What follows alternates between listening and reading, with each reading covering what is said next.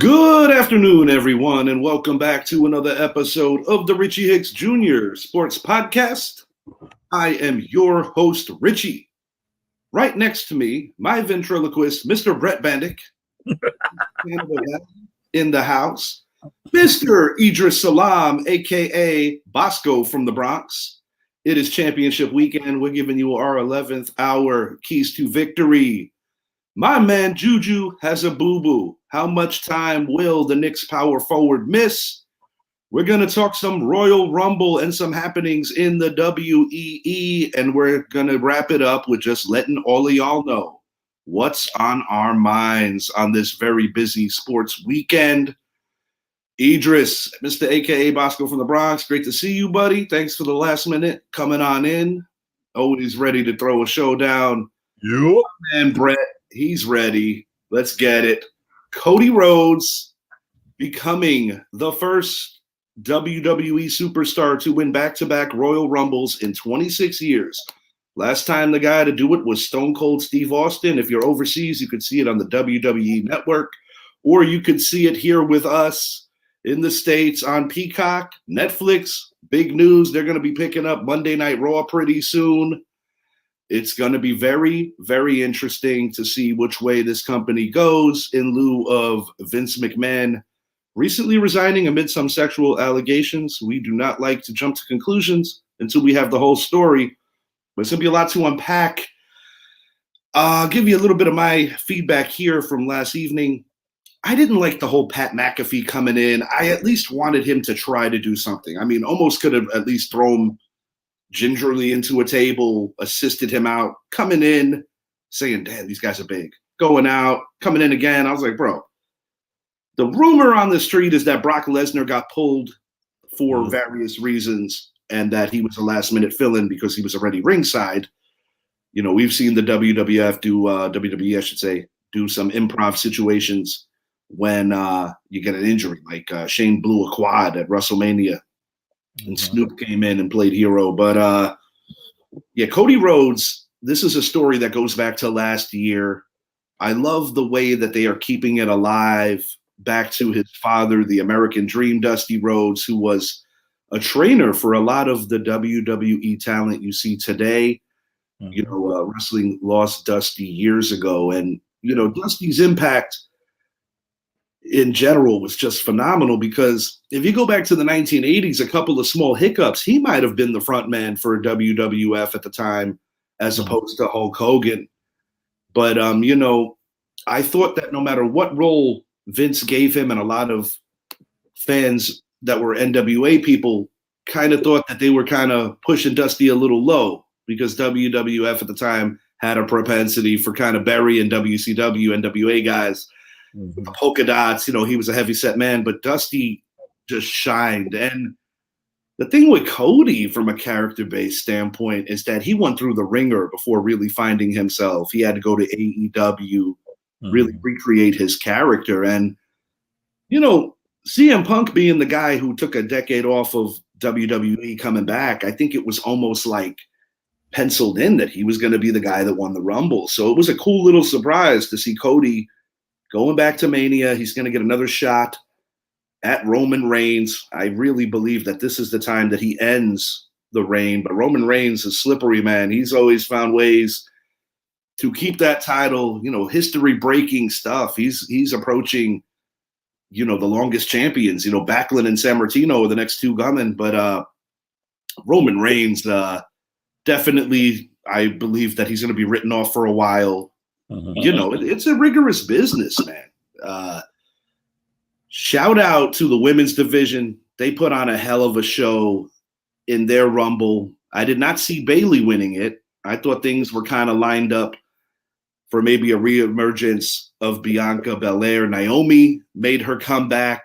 That girl went over, about damn near 70 minutes, just peak physical condition. And, you know, being a Yankee fan, living here in Florida, going to St. Petersburg to see my Yankees in the Trop, WWE really made that arena look outstanding for what they were working with, similar to what they did in Camping World. But little disappointed that we didn't see a Hogan appearance. I mean, he does live down the street. You know, I thought maybe we would have saw Hulk get in the ring. Your thoughts, fellas, on what went down yesterday in WWE? Yeah, I missed it, man. I hate that I did, but getting back to Rhodes, Cody Rhodes, remember he got a brother, Dustin, was Goldust, So Dusty Rhodes has good lineage, You got Dustin Rhodes, who was Goldust. Now you got the other one in WrestleMania. I missed it. I hate it because I wanted to see it so badly. But it's good. I mean, it's good for wrestling, especially with Vince McMahon stepped down. Like, we can only speculate what's true, what's false. But going with his past, I hate to convict him, but hey. But I think WWE is going in the right direction. But I think it was time for them to move on, from Vince to move on. From a creative standpoint, even if there wasn't any scandal and allegation, I more than think it was time for Vince to hang it up. Because he had his talk of Vince. I mean, look what he did for the entertainment. And he had his time. He's the bad man. The one everyone hates. But he was the type of guy who I hated him because he's one of the guys you just love to hate. When he got in the ring, even as Vince McMahon, the Kiss My Ass Club and all this other stuff he had going on. He became that character, Mr. McMahon, at the expense of Bret the Hitman Hart when things really got blurred, what was real and what was fake during the 97 Survivor Series. He had that signature walk, too, coming out from the back. Yeah. Bret was, I mean, so he made his mark, aside from the outside stuff. He built the empire, so you got to give him that, Yeah, man. He took it from territorial, which his father, Vince Sr., did, and into the entity it did. And, the Rock and Wrestling thing most definitely helped it explode. I was disappointed that Hogan wasn't in the building on some metric or layer. Yeah. I really thought he would be there. The Hulk come in and maybe, just clothesline a couple of dudes. Yeah. Even if it was going in So what did McAfee do? I mean, I missed. I'm going to have to look it up. Basically went in there, sized up 2 7-footers and said, I ain't doing this shit. And, I would have at least liked to see him take a bump, but I think it was a last minute kind of situation because the only person I could see that would have been on the card that didn't make sense was Brock Lesnar. I know years ago they did that with Randy Savage. Yeah. We were like, oh, he was running away from the Ultimate Warrior after he hit him with the scepter. But WWE's in a good place in terms of entertainment value, though, because I must admit, I took about 6-7 years off where I wasn't really watching. And I do think that the women's division really spawned a lot of the interest once again. And whenever you're dealing with generational talents and trying to take down old records, like Hogan was the champ for 3 years, San Martino for 7. Backlund, I believe, was over 5, possibly 7. You went back on that one. Well, yeah, that's I remember I had old school rubber guys, Hogan, slammed Andre the Giant. I was like, Bob Backlund, all that. That's my era when I was coming up. It's in a good place though. Tony Khan, Triple H, they got things locked right now. But I am curious to see how this plays out with Vince. No question about it. We're gonna know more as it comes along. Bretsky, I do want to ask you this before we move it along. As you know, Roman Reigns and The Rock are bound by family. And while it might not be this particular WrestleMania, they're talking potentially next year being a gate crusher. Do you believe it goes down, or do you think they're just hyping just for the sake of talking? No, I 100% believe it's going to go down. I mean, anytime, Rock tries to, promote something like this, 100% of the time, it's going to happen. He's a man of his word. Same thing happened with John Cena. All that hype going into that matchup. I'm a firm believer it's going to go down. Because the formula has always been get nostalgic with it. Yeah, no, that's always been a winning formula with this company. I'll be honest. I didn't catch Royal Rumble either. But all this, McMahon talk. He's turned into the Bill Belichick of wrestling. He's the love-hate kind of guy, and it is his time to go.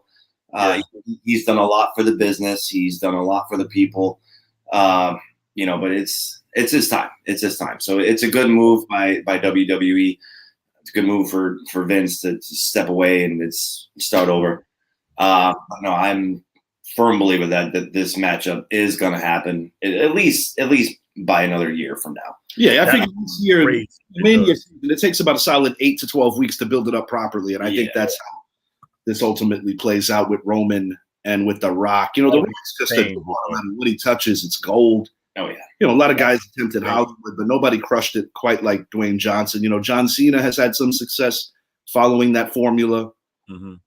But when The Rock comes out, man, it just everything just changes. Electric. Yeah, him and Roman Reigns, that thing will be huge.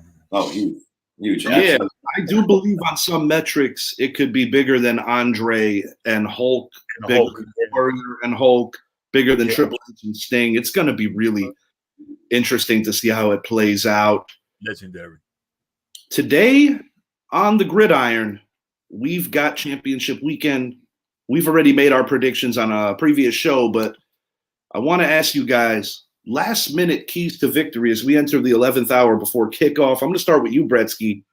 Detroit Lions, 49ers in Santa Clara. The Lions have not been this close to a Super Bowl since 1991. To put in perspective how long ago that was, Scott Mitchell was their quarterback. Barry Sanders was their running back. Herman Moore was their wide receiver. And the Buffalo Bills were in year 2 of 4 of winning AFC titles and unfortunately losing every damn Super Bowl they were in. The New York Giants were the defending Super Bowl champions last time the Lions were this good or relevant. And it was Ray Hanley's first year in the Meadowlands. Boys. Bill Belichick's first year in Cleveland. Tom Coughlin's first year at Boston College. A real long time ago. But Bretsky. Please don't mention Ray Hanley. Oh, God, he's so terrible. What are your thoughts? I rather you mention Dave Brown and him. I'm still sticking with the Lions here. I'm going to go for the I got to root for him. The Cinderella story, true grit. The key for me right now, and this has been happening the past 24 hours, 48 hours. Yes, they signed Zach Ertz, for the practice squad. From my understanding, he is not active. Right. So what that's telling me is that Laporta is going to be playing. Yeah. So this kid plays, anything goes, man. I mean, he ended up rookie. I mean, he had phenomenal numbers this year. He's had a great postseason. It's going to continue, even if he's out there for a decoy. Yeah. No matter, he can be there for blocking purposes, and Gibbs and Montgomery can have a day. But either way, he's on that field and he can make a difference. So would you be suggesting that the Lions' key to victory essentially goes without saying, part of their identity, they got to run the ball? That man, it's run the ball. St. Brown, he's going to get his. He's one of the best receivers in the league. But Lions play their cards right, and they run the ball the way they can. They run the ball straight down the middle, what Green Bay did to San Fran. If San Fran don't fix that leak, they're going to have a long day. So, Laporta is a big key factor for me right now, especially after hearing the latest news. But that run game, that's gotta they gotta keep that going, man. Like that's the biggest, in my opinion, that's their biggest game plan going into this game, and that's the only way to put the Niners to bed. That defense really hasn't shown me anything yet.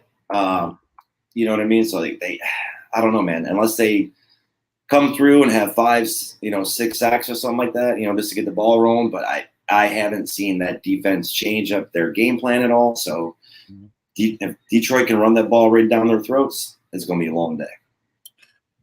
Yeah, I think everything you said, I think with Detroit, if they can keep it close to the fourth quarter, I think they got a chance. Because like I said about Dallas, even though it didn't get a chance to happen, I think with Frisco, if Detroit can keep it close late, them sweaty palms for San Francisco, like, okay, we can't let these guys beat us. And the pressure is on them, not on Detroit. The pressure is on them. You're at home. You're the number 1 seed in the NFC East. I mean, in the NFC, you got to beat these guys. If it's 27-26 in the fourth quarter, Frisco's going to start like, okay, And the more nervous you get, that's when you start making those mistakes. Mm-hmm. As long as Detroit protects the back end, don't get beat deep. Yeah, you got to give it up underneath and try to hold them to field goals. But my concern, it's like it could go one of two ways. Well, I guess you could say that. I'm flipping my decision. I'm going with Detroit also. Ooh. So I'm going to be the only man on the island here. I'll say this. For Detroit to pull off this upset, Brett made the points about the running game, very important, and the way to attack that San Francisco defense. Mm-hmm. I'm going to take it on the other side. What I worry about with the Niners is opposite of Trent Williams, where I feel that schematically the Lions can get to Brock Purdy for some untimely throws. And, I'll be honest, I know that weather was a factor, but Brock Purdy did not look right. Now, granted, Debo missed a good portion of that game. Mm-hmm. Mr. Nast of the Basement Show, good afternoon, gentlemen. How you doing, Mr. Nast? Thanks for joining. Great to see you in here. Aiden Hutchinson, merging star. Oh, man. Second-year player. I feel that this could be one of his finest hours, win or lose. I think he's going to solidify that he is a true superstar in this league. The Debo factor is real because Debo being in this game maximizes the 49ers' potential to not only just be a better offense, but get all kinds of guys going. Because whenever you have to account for him, that makes life easier for Brandon Ayuk. That makes life easier for running back Christian McCaffrey, who's a vulture in terms of getting checkdowns. But it's that end opposite of Trent Williams that I worry about for the 49ers. What I worry about with the Lions is their back half of the defense. Yeah. While they do have certain playmakers, it's not a finished product because they are a year ahead of schedule. I could see a guy like Jack Campbell balling out today. I could see Aiden Hutchinson doing his thing. I could see Anzalone either being a hero or a goat. He's been known to jump some routes. He's also been known to post it. Yeah. That guy has great hair, man. But Anzalone is a ball player. Dan Campbell has these guys believing, and that is always an interesting story this time of the year because it's not always the best team that wins. Because the power of suggestion is a real thing. And one thing about these Lions, even though I myself have said that you couldn't have got a more favorable 2 games to start a playoffs, with the Rams being at home, the Buccaneers, in my opinion, probably a worse team than they played in round 1 because that team just caught their 9th L last week. Yeah. But at the same time, this is a team that won the division. Green Bay was playing possibly better ball down the stretch, but they still beat Green Bay in Lambeau, just like Green Bay beat them in Ford Field. Jared Goff has a familiarity with these 49ers going back to his Rams days. Yeah. Mr. Nast with a comment. Detroit secondary is definitely suspect for sure, but if you take Samuel out of San Francisco's lineup, it actually – I couldn't agree more with you, sir, because Debo is – while I don't think he's the best player on their offense, he is the most important one because he gives them every edge that they need to compensate. Brock Purdy is a good quarterback, but he does have his pedestrian moments, and most of them have been seen when Debo wasn't a part of things. Having said all of that, I don't think it's going to be as explosive and as high scoring as some people are saying in the 30s. I still got the 49ers defense doing what they do. They're going to keep it close, Detroit will. Niners by a touchdown. I still stand by it. 27-20 home team. I'd love to see Detroit prove me wrong, but I don't think they're a better team than the 49ers. And I think after the 49ers got that ridiculous wake-up call with a very hot Green Bay team, and it's not going to be raining, and I also think people should take into account Detroit's offense might not be the same explosive entity on grass as opposed to playing indoors. That is, like if this was Dallas and Detroit today, I would be more privy to take Detroit because, that kind of field condition. I don't know. They got to run the ball, dude. Christian McCaffrey's just so damn explosive. He showed me a lot because were it not for McCaffrey last time against the Packers, they don't advance. With Debo's like Mr. Inside, Mr. Outside. He's the type of player that he opens the field. I mean, he does what he does. You give him the ball, he's going to do his thing. Absolutely. But he also opens the field for Kittle, CMC, Ayuk. I mean, he opens the field for everyone to do everything else. Yeah, Idris, I can't believe you switched your pick, man. You know why? You know why I switched it? You've been all about Mr. Relevant ever since this man came in the league. You know why I'm flipping my pick for the main reason, like I said, if Detroit keeps it close, late, we got to see what Brock Purdy. I mean, I'm still Brock Purdy all day, but I don't think it's so much him. I think they're going to attack that middle. I think Detroit's going to run the ball with Gibbs and Montgomery. It's going to run, pound, and they're going to go over the top. It hits you with St. Brown and Laporta. Frisco has the tools to win the game. They should win the game. They should win the game. But over the last since the last show, I was like, I don't know, man. I don't know, man. Why are we playing the game? This is an interesting take, and it's very valid. Goff is fueling that Detroit. He knows the San Francisco team well from his days with the Rams. Don't sell him short. And an interesting caveat to this is that when Matthew Stafford, who was traded for Goff, was the quarterback, even the Rams struggled to beat the Niners in their Super Bowl year. They almost lost the third consecutive time to them, were it not for a couple, I'll be honest, lucky plays. Dropped an INT in that game. Lucky plays, yeah.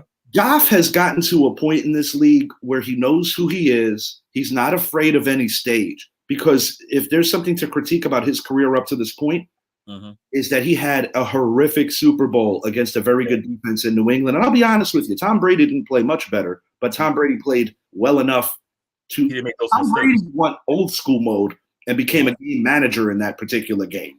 And that was a year that the Rams with Goff were crushing all kinds of offensive metrics. They had a big shootout with KC that year. Yeah. And that's another thing. That could be a rematch should the Chiefs win. And we're going to hit on them next. Before we move on, shouts out to Dan Campbell. They play for that coach because you got a coach that gets out there and works out with him. If he's out there at his age doing up downs, you got to play hard for this guy. You have to. No, he's the kind of guy that it's like, if you remember him as a player, it's definitely translated. Yeah. What's interesting about Dan Campbell, he was a member of that Lions team when they went winless. Right. As a player, he was a member of the 2000 Giants that got destroyed in the Super Bowl against the Baltimore Ravens. That would be something interesting should the Ravens advance, that he gets a chance to get revenge against a team that denied him of a ring as a player. Yeah. Win or lose, the Lions are winners this year because, like I said, they overachieved. Same way I said about the Packers coming up short in Santa Clara. Packers overachieved big time. You know, a lot of people might not want to see that Lions-Ravens rematch. Ravens, if I'm not mistaken, I think it was 45-6. They beat them. I think it was back in October. 45. They went Frisco. They went Frisco and Frisco. I think the reason why people could stomach Frisco a little more is because they know the superstar value and the roster talent they have. But on the eye test alone, Baltimore is the best team in the league. But I am worried. I'm going to tell you why I'm worried about the Ravens right now. Agreed 100%. If it's not DeMeco Ryans, and they have lost. Yeah, I would have said Stefanski a month ago or less than a month ago. But after seeing DeMeco Ryans outcoach him, and I know that it's not supposed to be based on the playoffs, but I don't believe them. I think some of it is. Yeah, Dan Campbell, hard not to give that guy some credible votes as well. He more than deserves recognition for what he has accomplished this year. You're not going to hear Andy Reid's name come up, even though I think that the Chiefs weathered a lot with not having as talented a roster as they've had in previous years. But when you have a resume like Coach Reid, he's going to get overlooked. And a quarterback. I also think Sean McVay with the Rams. Excuse me. I think he did a hell of a job this year as well. Flipping it over to the AFC, guys. Keys to victory for the Baltimore Ravens and Chiefs. I think it's a mirror image of what they're supposed to do to win. And quite frankly, for the Chiefs, shortening the game, running the rock, having those patented 7-minute drives, and making sure that you're not settling for field goals and getting those sixes. I was right to a level last week. If Tyler Bass hits the kick, I believe that the Bills would have won in overtime. My prediction was 33-27. I had half of that right. Unfortunately, he didn't. I don't even want to get into the death threats. It's ridiculous. It's egregious. I do like the gesture that Chiefs Kingdom did for his 10 Lives Foundation for adoption of felines. I thought that was kind of cool. Cats. Yeah. You know what I'm saying? But the point is that getting back to the game at hand, the Ravens are supposed to win this game. We know that. They have more talent. Yeah. But my fear is like, you notice how last week the Ravens kind of looked like the jitters were getting to them in that first half? And not to mention D'Amico Ryans was really schematically keeping them honest. Ultimately, the better team won. Talent ultimately took over. And CJ Stroud, he got banged up by a really good defense. But in this matchup, there are not too many teams under the radar that play with the kind of playoff intensity that the Chiefs defense does. And Steve Spagnuolo has proven it time and time again that he is a playoff championship caliber coordinator. He did it with the Giants. He's done it with the Chiefs. People don't associate this Chiefs team as defense wins and defense gets it done.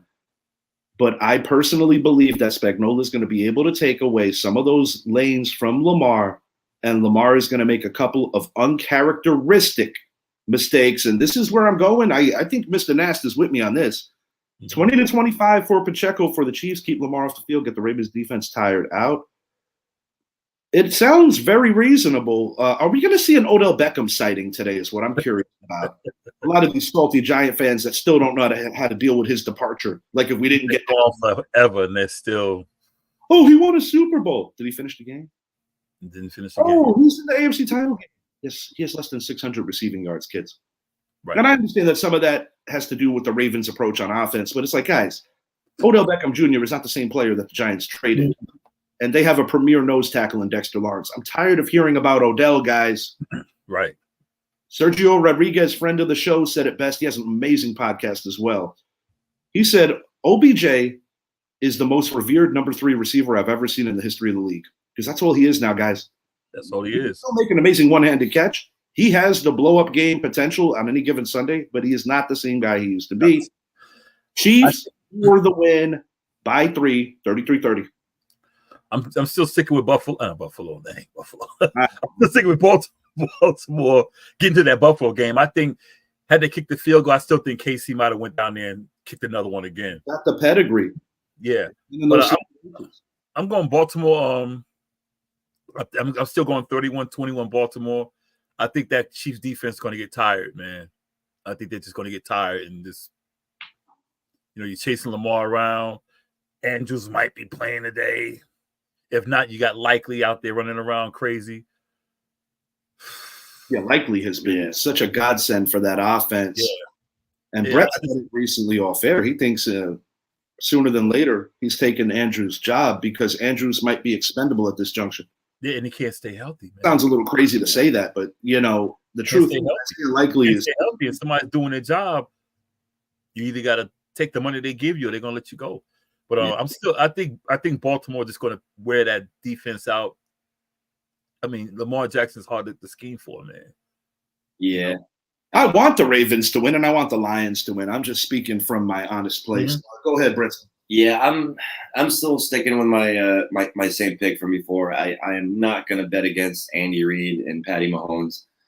And Spags, I mean, he's gonna dial up some kind of game plan where you're gonna spy Lamar, you're gonna try to blitz your corners, get him believe it or not, get him to run, believe it or not. You know what I mean? I think they want to plan for him to run outside so they can just bury him. Granted, he has improved as a pocket passer the past year. That was a big metric of his game. That was a big improvement for him. He's really stepped up his game as far as being a pocket passer. But KC, their defense has kept them in the game and winning games all season long. Yep. I don't see them getting tired. I don't see them backing off. Chris Jones, I mean, the guy's an absolute animal. I think he's on a really big day. But yeah, I'm not going to bet against this KC team. They have way too much experience. Granted, they do have a lot of young receivers. Hence your boy Tony is not playing. Birth of his. I think it's a little girl, from what I understand. Yeah, first it was, but there was other things, and then it was personal reasons. So just hope he don't drop the baby. Oh God, Jesus! I know. I can't stand that guy, man. Congratulations, still, but I can't stand that guy. Yeah, I gotta stick with KC still. Granted, it's going to be close, but like I said before, this game could come down to those two kickers, those two clutch kickers between. Let me ask you both this question: what did Buffalo do last week that the Chiefs could not stop? What did Buffalo do last week? That the Chiefs could not stop? They couldn't stop the run. The clock. They couldn't stop. Well, I mean, what pissed me off last week is that I think Buffalo abandoned the run. They did. Which they that's my point, what I'm saying about Baltimore. Baltimore is going to run the ball. They better make it. They want to run the ball. Buffalo got away from the run in the fourth quarter. Absolutely. I don't know why, but they got away from it. Baltimore is going to stick to the run regardless. They could be down 20 points. They're going to run the ball until they can open you up for the pass. They're going to run the ball. And Zappy said the best, let's start throwing the ball because the game is closer. Let's start. No, he's not going to do Jason Garrett or McDermott. I say Jason Garrett because Garrett liked to throw the ball when Dallas was up. Jason Garrett is like not just my shot at Dallas because things are going a little too well. We need to start throwing. Mm-hmm. Yeah, but it doesn't matter what era of football. Running the rock in January and February still pays dividends, but I still like the Chiefs. I really do. It's hard to bet against Patty, Andy, and Spags in this situation. True. We're going to see. Yeah. And on the theme of football. Taylor, too. They got to lose today. A guy that Patrick Mahomes admires, sometimes I wonder if he's just trolling. Kayvon Thibodeau versus Daniel Jones. And I want to make one thing clear. I'm not insinuating that this was made to disrespect DJ.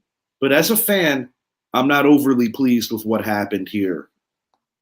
On Carmelo Anthony's pod, Kayvon Thibodeau was speaking about the Giants, speaking about Saquon, speaking about explosive plays. And while I hear him that Saquon does naturally have the most explosive plays, I don't miss Giant games. And I think it's only right to mention that going back to last year, when you don't have any receivers and it's dump down city, Saquon's going to touch the ball a ton. We know that running backs are treated like cattle. Mm-hmm. We know that it's been a big controversy. There have been all kinds of conflicting reports about how much money Saquon truly turned down. But I'm just going to say this once and once only. Mm-hmm. If it is true that Saquon Barkley, with the advisement of his agent team, turned down 14 per, then I cannot feel bad. And I love Saquon. He is my favorite New York Giant currently. It's not Daniel Jones. It's not, it's Saquon and it's Dexy. But truth be told, when you have multiple injury history already, you have not had a better year than 2018, which was your rookie campaign. Mm-hmm. My frustration, and while I don't think DJ is the answer for the Giants, the short memory metric of Giant fans is very infuriating because last year, Daniel Jones carried that team on a lot of Sundays. Mm-hmm. Thibodeau talks about, the year we won the playoff game, like if it was 8 years ago. Right. What he didn't mention is that Daniel Jones was the best offensive player on the field in Minnesota last year. Both games. It's frustrating. It's frustrating when listen, I'm not trying to paint Daniel Jones as the savior of the future because I think this is his final year in East Rutherford. And the Giants would be wise to try to get their hands on J.J. McCarthy, even if they got to trade up late first, early second round, get themselves an offensive lineman at pick 6. But my thing is this, Kayvon, when you were still at Oregon, Daniel Jones was dealing with makeshift bullshit because Saquon Barkley missed over 20 games. There is a reason why Saquon can be viewed as expendable. Saquon wanted McCaffrey money. Saquon is not McCaffrey.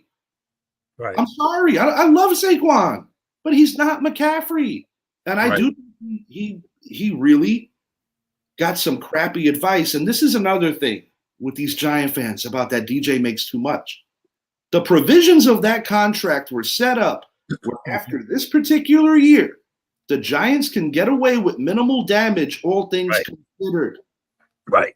Oh, they should have franchised Jones and they should have paid Saquon. These dummies don't understand what that would look like in a one-year salary for a quarterback. Right. I don't get it, dude. You know what? Our fans, like, it's just like I posted the salary cap, the salary situation for the Giants. I said, if you look at this, you'll see who we can sign, who we have to sign, and what money we had. And some dummy, I'm not going to say his name, said, well, I said, look, he said, well, Daniel Jones restructured his contract, so now we got to pay more money. I said, no. I said, because he restructured his contract, we were able to sign more people. Also, after this season, we can get out of his contract minimal damage to where, and I said, also, he's not even being paid market value. That's the whole point. I said, you have to put a quarterback. I said, I told him, I said, Daniel Jones, I said the same thing you said. I said, Daniel Jones is probably going after the season. I said, but you know what?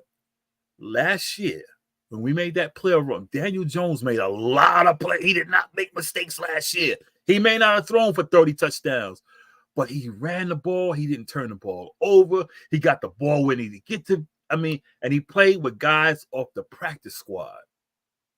As an Eagles fan, you are right. DJ carried you guys thick and through. Saquon does have an injury history and has missed games. DJ carried teams. Thank you for saying that. And by no means am I suggesting that Daniel Jones is a better player at his position than Saquon is at his. But what pisses me off is that when Saquon missed 24 or whatever games from 2020, 2021, dude, he got hurt running off the field. It wasn't even a football play. We're running out the clock against Arizona. He gets folded like a lawn chair because he wasn't running full speed. And let's talk the year before where he blew out his knee, missed the whole season. And the point I'm making, Daniel Jones out there on the field with no number one running back. Listen, I'm not going to say that neither one of these kids are important, and I have a high opinion of both of them on the character level. I like them as people. Yeah. I like them as people, and I appreciate Mr. Nash saying this. Oh yeah, no doubt. As an Eagles fan, because my frustration is like, while I think Jalen Hurts, his player, is still a work in progress and has some great coordinators and great weaponry over there. From the passing metrics, he and DJ actually have similar stats. Ultimately, the only stat that matters is that big W, and DJ has struggled winning. But what frustrates me is that, listen, I'm not comparing Eli to DJ by any means. But when Eli Manning was traded for on draft day and became a New York Giant, backing up Kurt Warner for a brief while, a very brief while, half a year, he came into a team that had a functional offensive line, a future Hall of Fame head coach, a franchise wide receiver in the form of Toomer. Not franchise in the term of explosive plays. I'm talking about veteran leadership. Soon followed by you had an all-pro tight end in Shockey. You had an all-world running back in Tiki, and Strahan was just starting to carve out a Hall of Fame career. So it pisses me off. All them other guys. They're going to tell me that Daniel Jones and all these coordinators and all these head coaches walked into a better situation than Eli Manning. I'm not questioning who's the better quarterback. I would have to get my head examined if I'm going to try to defend DJ over Eli if it's just looking at both. But nobody's going to tell me that Daniel Jones had even a fraction of what Eli Manning walked into.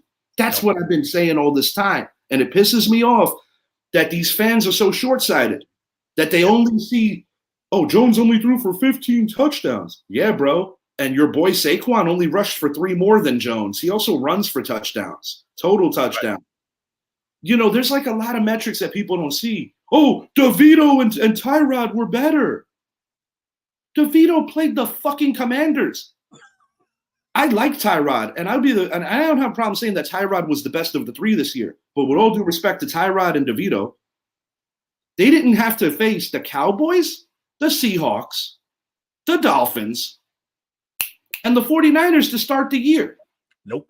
Right out the gate. And the beatings that he was catching early in the year, I understand that some of the metrics are on him where he has struggled to read defenses. Oh, and by the way, Andrew Thomas played one fucking game and Saquon Barkley played one fucking game, but they don't want to mention that.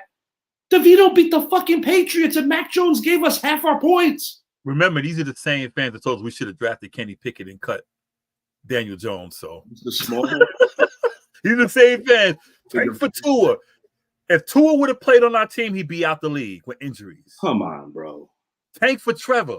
Trevor Lawrence is a good quarterback. But even with what he has in Jacksonville, he's still making those same mistakes, turning the ball over, getting hurt. All these knucklehead, I call them delusional.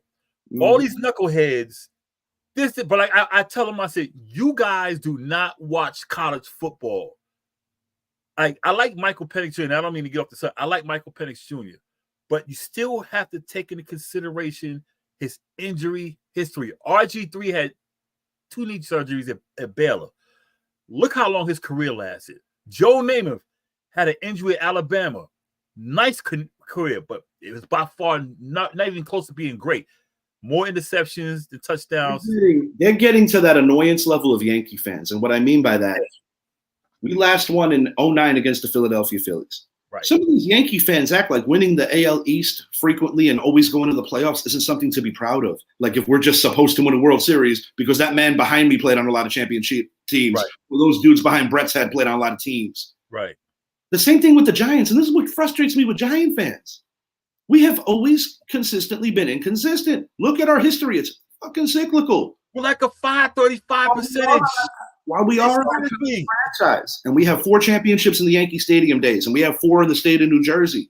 The point is that, yes, while winning 1 in each of the last 4 decades is something that only we can hold claim to, and yes, you beat the Montanas and you beat the Bradys, we have had a propensity for being an inconsistent organization. Historically. The Eagles have been a hell of an organization for the better part of 15, 16 years. And they have closed the gap in terms of winning percentages and head-to-head. You know, they're ahead of us now. But the point they're making is just like, I saw a post recently suggesting that that's the way you rebuild, and it only took 3 years for the Lions. I'm like, guys, with all due respect, last year we got defeated by a team that played in the Super Bowl. The Lions are going to get defeated today by a team that's going to play in the Super Bowl. The difference between the two is that in week 2 of the playoffs last year, we weren't playing a team with 8 fucking losses. Right. And no disrespect to what the Lions have accomplished, but it's like, guys, 3 quarterbacks, mass injuries. Yeah, and the third toughest schedule in the NFL, you're going to run into some hard times. How long did it take the Lions to become good? That's why I'm saying. Remember, these guys haven't won a playoff game since 1991. You guys been making attempts at rebuilding since I had baby teeth. Like, get over yourselves. Before we get out of here, I do want to talk about this. I look at Jeff Brett in the background. He just laughed. I'm not saying anything, man. I'm enjoying this. I love watching you guys get pissed off. Keep it going. Dude, Mom dude's favorite. Brett, you wouldn't believe our fan base, and I don't mean to cut you off, Richie. Our fan base is just like, oh my God. And the late once said during an early 90s telecast, about the intelligence of Giant fans. It didn't necessarily get trickled down generationally. That's all I'm gonna say. It's frustrating. And listen, I'm not looking to defend DJ, and I'm not saying you draft a running back as early as they did with Saquon. You're setting yourself up for future issues. We could have got Quentin Nelson there and still got Nick Chubb. Instead, we got Will Hernandez, who I don't even know if he's in the. Chubb is who I wanted. Right. Juju has a boo-boo, Mom Duke's favorite. Julius Randle has been playing out of his mind, particularly since the addition of OG. In my opinion, well, it's not an opinion, it's a fact. The Knicks have the best record in the new year, 2024. Looks like the severity I'm thinking of to the shoulder. What do you say? About a month, maybe? About a month. If you're the New York Knicks, being that Mitch Robb is out for the year and Hartenstein's dealing with some Achilles issues, do you make a deal and go roster combing and try to get yourselves just to weather this month-long storm? Because my concern, Fournier is going to start getting some minutes again. The Knicks are going to have to dig deep on this bench, but my concern is I don't want guys like OG and Brunson getting burned down because of all what they got to do during this month. If I'm the Knicks, I'm going roster combing and seeing if you can get some adequate guys that maybe two guys can make up for the minutes and the contributions that Julius Randle makes. But I'm not ruling out for the season because those shoulder injuries are very, very tricky. And it couldn't have come at a worse time because the New York Knicks right now are playing the best ball in the East. You know, the thing about it is, and I'm going to address some of the Knicks fans because we got Knicks fans who are just like Giants fans. Well, most Knicks fans are usually Giants fans anyway. As soon as he got hurt, I respect it over. I mean, I've seen posts everywhere. I see this is all over. Oh man, blah, blah. I said, dude, relax, y'all. Find out what the injury. Oh no, I said, dude, I had a dislocated shoulder. It hurts for a while. I said, but it can heal. I've seen quarterbacks come back after dislocated shoulder. Every case is different. All I'm going to say is this: right. Not looking back. Julius Randle is playing his best ball since the pandemic year. Yeah, and what I like about shipping out quickly and shipping out Barrett is that OG gives the Knicks that extra ingredient of what they need, and he elevates the play of guys like DiVincenzo, guys like Hart. But I will say this about Thibodeau that worries me. He did it in Chicago with Luol Deng. Please, Coach Tibbs, do not burn this guy out. The playoffs are a marathon. We got to do a little better with managing minutes because we ran out of juice last year. I want to answer this with Mr. Nast. I respect your fan base. I personally hate mine. 95% of Eagles fans are just drunks and don't understand the game. I'm part of 5% who studies the game and can talk any team. Every fan base has assholes. I've met some cool Eagle fans. Mr. Nast, I don't know if you're aware of this. Your wide receivers coach, Mr. Aaron Moorhead, was a guest of our show about 9-10 months ago, something like that. Great guy. You want to talk about X's and O's and just a guy who's a true student of the game, former Super Bowl champ as well with Peyton Manning and the Colts. Yep. Check out that episode. It's called Speaking with the Enemy.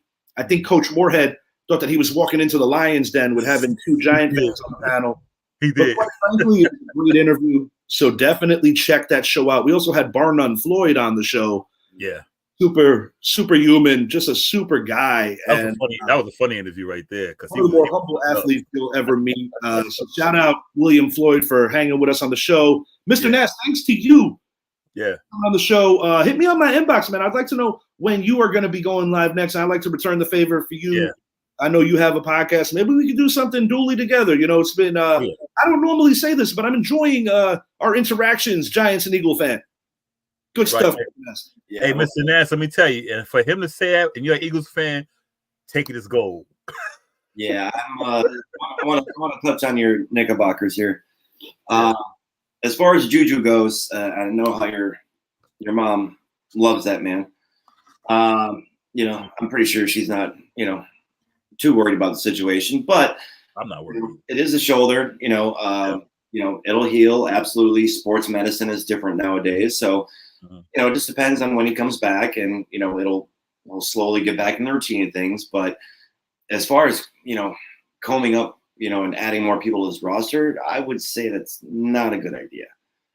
The reason why, you guys have a lot of chemistry going on right now. Right. That's You have a lot of chemistry. You don't want to ruin it with some outside bum. You know what I mean? Like, just keep rolling with the punches right now. Let your bench prove themselves. Play those minutes. So come playoff time, your coach is going to have more trust and more faith in these guys. Okay. I agree totally. Let it roll. Let it roll. It's only a month, dude. It's 30 games. 1 month.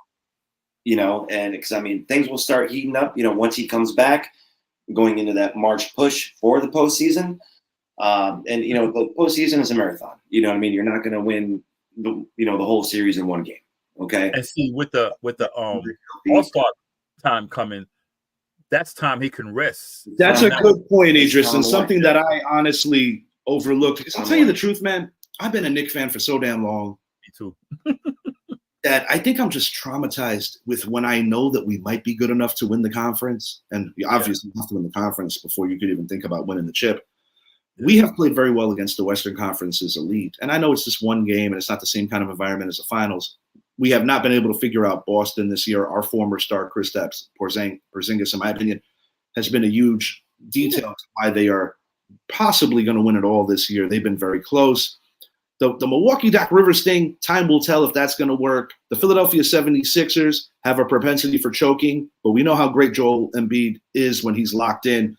I'm going to say it now, and this is not Homer Ritchie talking, just my opinion. I believe the Boston Celtics and the New York Knicks will meet in the Eastern Conference Finals, but I think that's where the Knicks story ends, because as much as I would love to see us beat the Celtics, I personally believe that we don't have enough just yet to take care of business with them. Yeah. My final thought, and I'm going to let the boys wrap this up, anything they want to speak on. One final thing about KT and DJ. What I don't like about this is, while I don't think Kayvon necessarily was trying to take a dump on DJ, I think he was just speaking from the heart. Sometimes things get overlooked that should be included. Like I said, Saquon did turn down the deal. If DJ didn't get franchised the year before this, would they have been able to pay Dexy? Right. These are certain things that I think, as a player, and if you're immersed in the culture of the Giants and just in the building every day, these are things that you should think about and know. Most importantly, that's family business, so to speak. Yeah.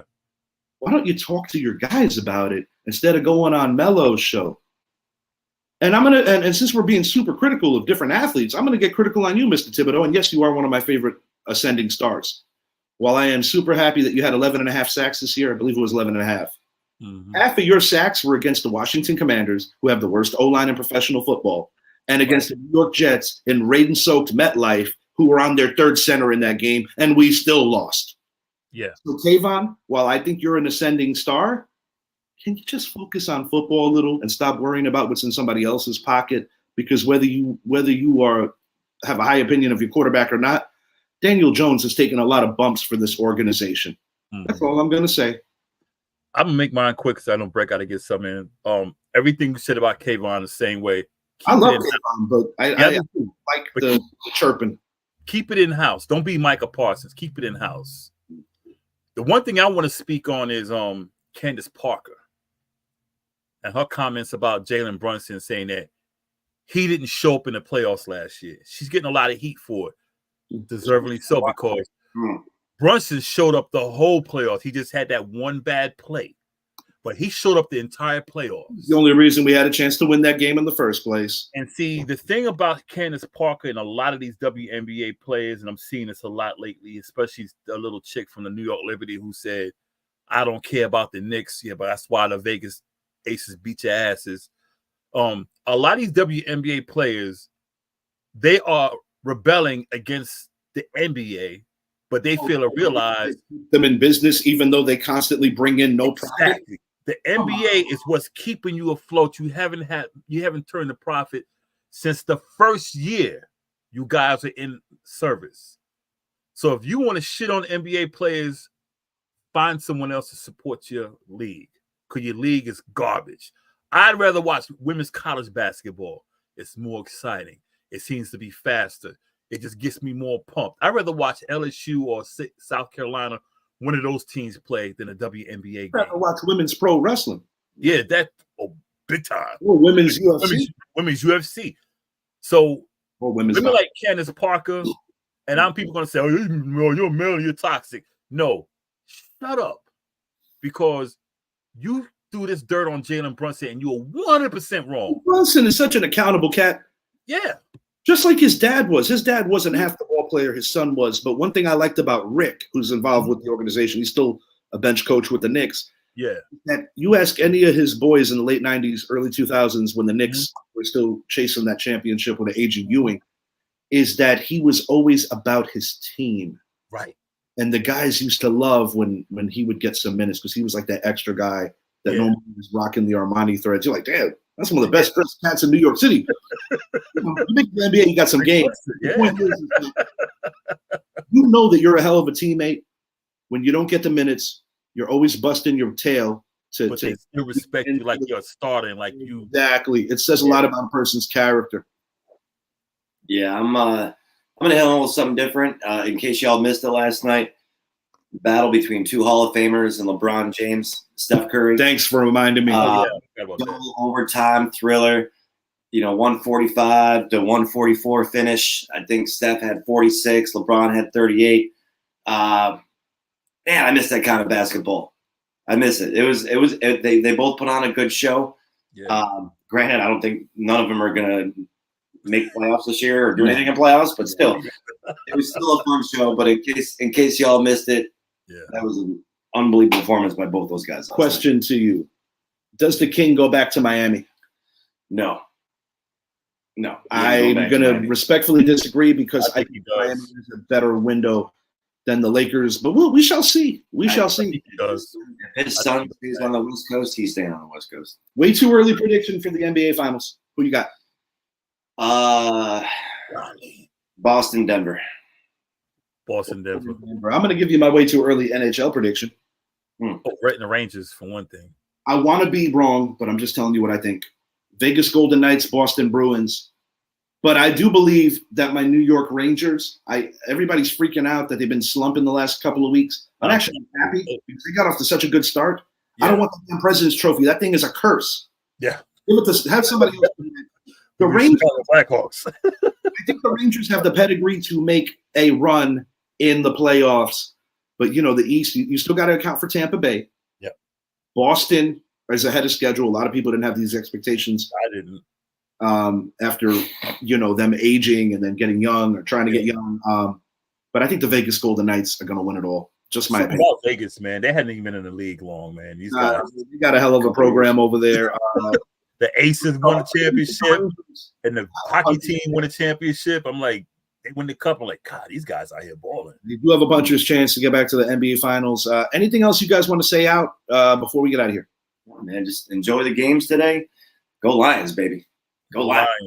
Hey, I picked against both dogs, but I'm rooting for both dogs. I don't have a dog in this fight. I'm not betting on either of these fights today. I just want to enjoy a cool day of football. Thank you so much, guys, for watching. If you haven't already, please make it a point to like and subscribe to the channel, the Richie Hicks Jr. Sports Podcast. Brett, thanks for hanging to this guy. This guy was catching wind on the recliner, man. We were having one of our epic 2K tournaments. In the Western Finals, I'm running with the legend Lakers. He was eliminated early, but he's playing spoiler now with me. He whipped with the Golden State Legends. I got to get back in transition. D. Shaquille O'Neal running around, looking all lazy. I'm at the game by 2K, but I still owe you some Mr. Nash, thanks for hanging with us, and I'm going to do my best. I usually work my job on Tuesdays, but I will make a concerted effort to try to get out there and show you the love. Appreciate the love you guys are showing us. Always want to help out and just, contribute to anybody else doing what we're passionate about. So thank you very much for the support. And everyone, just thank you, man. We're having a great time here. Really enjoying giving you as much content as possible for the boys. We are out. Enjoy the games today. It's going to be a great